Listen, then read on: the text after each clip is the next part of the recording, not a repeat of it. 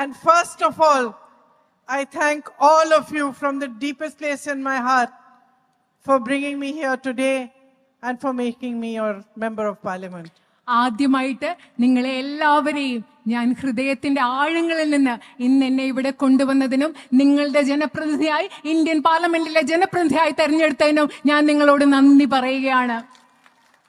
As you know, and I said in my very first speech here, it has been 35 years since I have been campaigning for elections. This is the first election I stood for my own election. ഞാൻ നിങ്ങളോട് ഇവിടെ വന്ന് പ്രചരണം തുടങ്ങിയ ആദ്യത്തെ പ്രസംഗത്തിൽ പറഞ്ഞതുപോലെ തന്നെ 35 വർഷങ്ങളായി ഞാൻ തെരഞ്ഞെടുപ്പ് പ്രചരണം നടത്തുകയായിരുന്നു. ഈ തെരഞ്ഞെടുപ്പാണ് ആദ്യമായി ഞാൻ തെരഞ്ഞെടുപ്പിൽ മത്സരിച്ചതെന്ന് പറയുന്നത് ഈ തെരഞ്ഞെടുപ്പാണ്. In these 35 years, I must have met millions of people in these campaigns, interacted with many crowds. ഈ 35 വർഷങ്ങളിൽ ഈ പ്രചരണങ്ങൾ നടത്തുമ്പോൾ ഒരുപാട് ജനക്കൂട്ടങ്ങളുമായി ഇടപഴകുകയും ലക്ഷക്കണക്കിന് ആളുകളെയും ഞാൻ കണ്ടിട്ടുണ്ട്. But I just want to say to you that I remember each one of you who has waited for me here in Wayanad.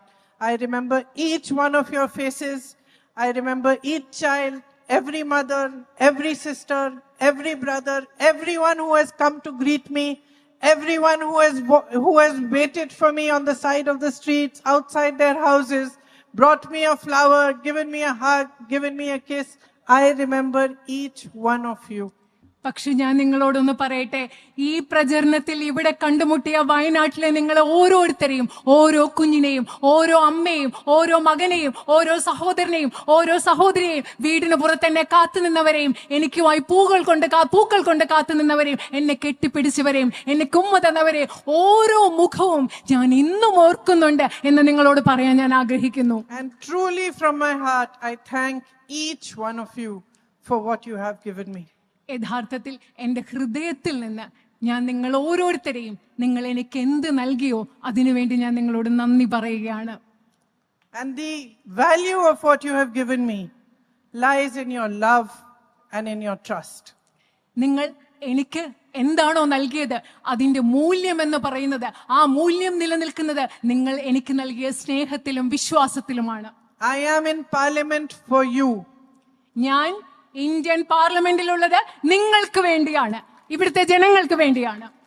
It is your voice that I will raise. It is your problems that I will try to resolve.